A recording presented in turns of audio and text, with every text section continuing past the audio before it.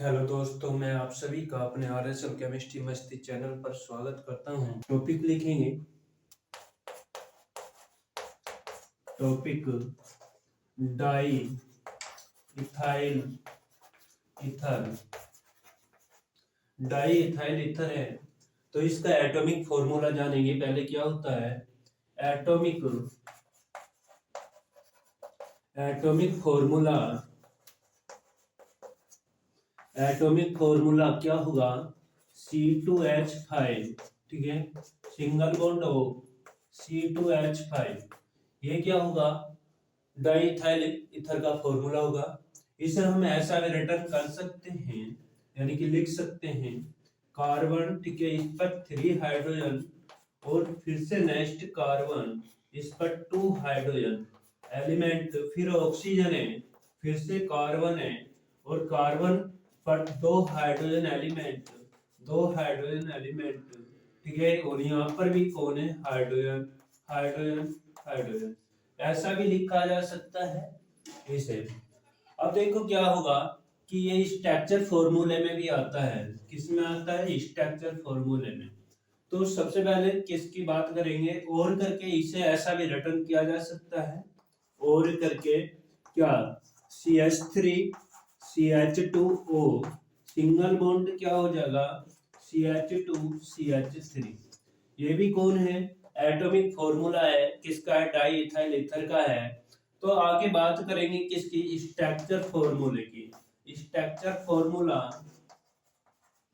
Structure फॉर्मूले में कुछ नहीं, कार्बन कितने 2 कार्बन। ठीक है, यानी कि स्ट्रक्चर फॉर्मूले में इसे भी काउंसलिंग किया जिसे संरचनात्मक सूत्र कहा जाता है। यहाँ पर हाइड्रोजन हाइड्रोजन कौन होगा हाइड्रोजन, और फिर से कार्बन है उस पर भी हाइड्रोजन एलिमेंट है, फिर ऑक्सीजन एलिमेंट है आपके पास में, फिर से यहाँ पर कौन है कार्बन। ठीक है, कार्बन पर हाइड्रोजन एलिमेंट है, फिर से कार्बन, ठीक है, और इस पर भी हाइड्रोजन एलिमेंट है। ये हो गया आपका स्ट्रक्चर फॉर्मूला यानी कि संरचनात्मक सूत्र। इसका एक सकता है कौन सा, देखो कार्बन है ना, कार्बन, इस कार्बन पर हाइड्रोजन एलिमेंट है तो यहाँ पर लिख दो H। ठीक है, और यहाँ पर होता है लोन पेयर इलेक्ट्रॉन, फिर से यहाँ पर कौन है आपके पास में हाइड्रोजन एलिमेंट यहाँ पर। ठीक है, फिर से यहाँ पर कौन है आपके पास में हाइड्रोजन एलिमेंट। फिर से यहाँ पर क्या होगा कि अगला कार्बन ओवरलैपिंग करेगा किसके साथ में इसके साथ में। ठीक है, तो यहाँ पर बॉन्ड बन गया ये वाला, तो यहाँ पर शो कर देंगे और फिर से हमारे पास में हाइड्रोजन एलिमेंट ऐड होगा किस पर कार्बन एटम पर। तो यहाँ पर भी क्या हो जाएगा इस तरीके से बन जाएगा। यही सिचुएशन कहाँ होगी नीचे होगी, अर्थात क्या यहाँ पर भी एक एक इलेक्ट्रॉन का साझा होगा। फिर से ऑक्सीजन है तो अब की बार ऑक्सीजन के साथ में होगी, ऑक्सीजन एलिमेंट यहाँ पर होगा। ठीक है, और यहाँ पर क्या हुआ कि एक एक इलेक्ट्रॉन का साझा हुआ, बॉन्ड बन गया।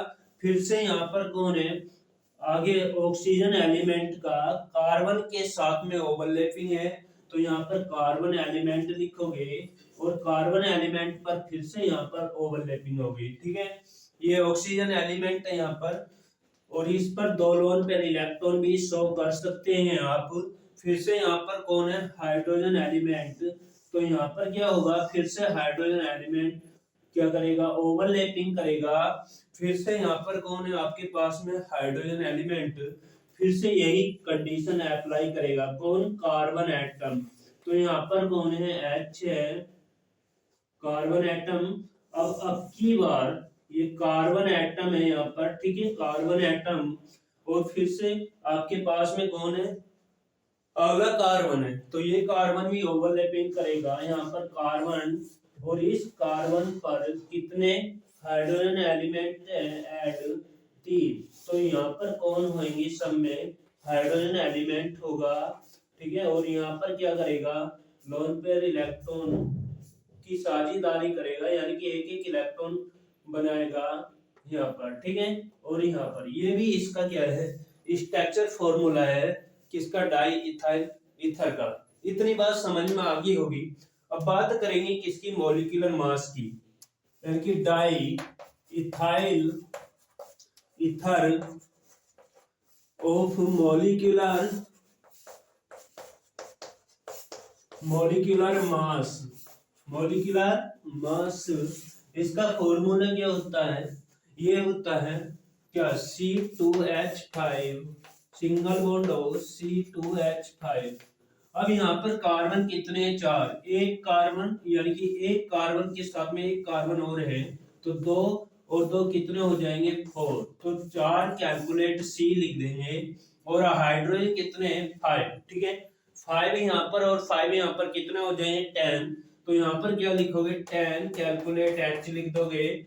फिर आगे ऑक्सीजन एक एलिमेंट है, तो यहाँ पर क्या लिखोगे? 1 कैलकुलेट O लिख दोगे। ठीक है, अब कार्बन यानी कि 4 कैलकुलेट, लेकिन कार्बन का मॉलिक्यूलर मास 12 होता है, तो यहाँ पर कितना लिख दोगे? 12। आगे क्या है? हाइड्रोजन 10 है, लेकिन 10 का आगे 1 कैलकुलेट। ठीक है, ऑक्सीजन का कितना होता है? 16 करेंगे तो कितना हो जाएगा? कितना होता है? 48 होता है। और 10 ऐसे के ऐसे हो जाएगा, 16 ऐसे के ऐसे ही हो जाएगा। 16 और 10 कितना हो जाएगा? 26 हो जाएगा। 48, ठीक है, प्लस में 26, इन सबको काउंसलिंग करके जोड़ेंगे तो कितना हो जाएगा? 48। ठीक है, यानी कि ऐसा लिख देंगे 8 से 14, 14 का 4 हासिल लगा 1, 4 और 2 6 और 1 कितना हो जाएगा? 7। ये क्या आ गया? Molecular mass. ठीक है, मॉलिक्यूलर मास आ गया किसका? डाई इथाइल ईथर का मॉलिक्यूलर मास आ गया। अब बात करेंगे किस पर? Lab method. लैब मेथड में क्या होगा कि अभिक्रिया, पहले रिएक्शन देखेंगे। इथाइल अल्कोहल का फॉर्मूला C2H5OH होता है। इसकी अभिक्रिया सल्फ्यूरिक एसिड के साथ SO4 है, और यहाँ पर क्या लिख दिया? हाइड्रोजन को ओपन करके लिख दिया। जब इसे 100 डिग्री सेंटीग्रेड टेम्परेचर पर गर्म करते हैं, अभिक्रिया इस पर पॉजिटिव और इस पर निगेटिव, यहाँ से वाटर निकाल देगी, और वाटर निकाल दिया। ठीक है, H2O, लेकिन आगे जो कंपाउंड बचा है, क्या बचा? C2H5HSO4 बचा है, तो यहाँ पर लिख देंगे C2H5HSO4। इसका नाम हो जाएगा इथाइल हाइड्रोजन सल्फेट। कौन है? Ethyl hydrogen sulphate. और यहाँ पर ये हमारे पास में इथाइल अल्कोहल था, इथाइल अल्कोहल। ये हमारे पास में कौन है? सल्फ्यूरिक एसिड है, सल्फ्यूरिक एसिड।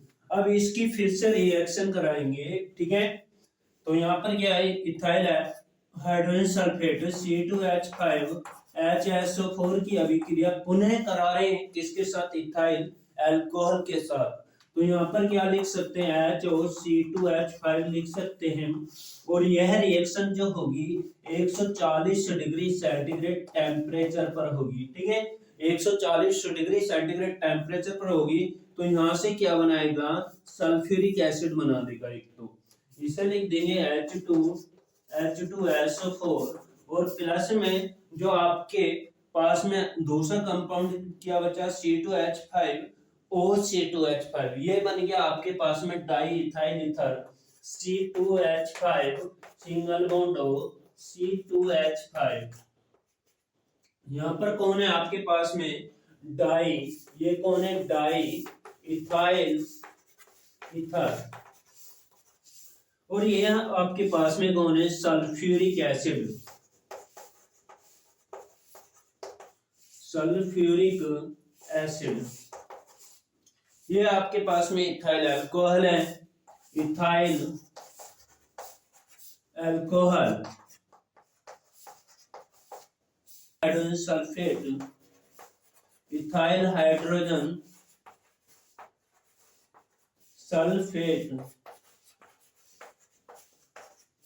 इतनी बात तो समझ में आ गई होगी। डेफिनेशन लिखेंगे तो कैसे लिखेंगे?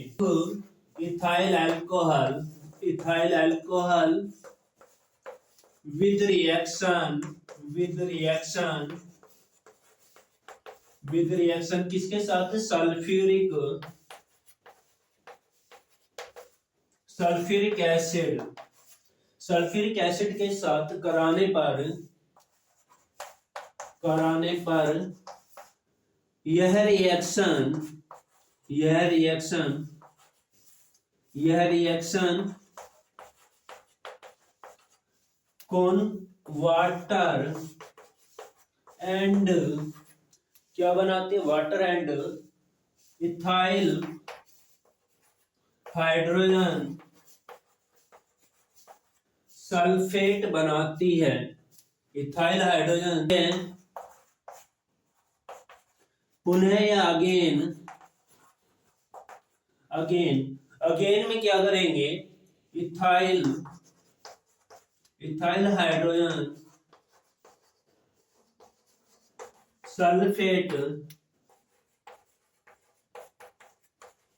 With reaction, ethyl hydrogen sulphate with reaction ethyl alcohol,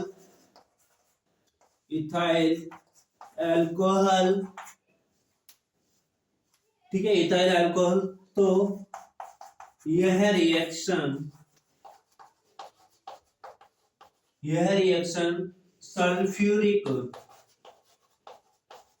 sulphuric acid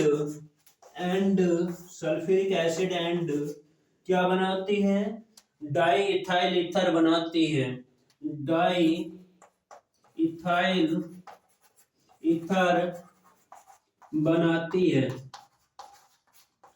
ये पहली वाली रिएक्शनों की क्या है, डेफिनेशन है। अब इसकी इमेज देखेंगे लैब में, यानी कि इमेज कैसे होगी। ये हमारा डाई इथाइल ईथर का क्या है, इमेज है। इसे समझेंगे क्या होगा कि सर्वप्रथम एक राउंड फ्लास्क होता है, यानी कि गोलीय कांच का फ्लास्क होता है, और इस गोलीय कांच के फ्लास्क को बालू के ऊपर रख दिया जाता है, जो किस पर रखा होता है, गैस जार पर रखा होता है, और इसके नीचे एक स्प्रिट लैंप लगा होता है, इसे क्या बर्नर भी बोल सकते हैं हम, ठीक है। और इसके मुंह पर 2 छिद्र वाला कार्क लगा देते हैं। पहले से कॉन्थिसिल्क जोड़ दिया जाता है और दूसरे से थर्मामीटर जोड़ दिया जाता है।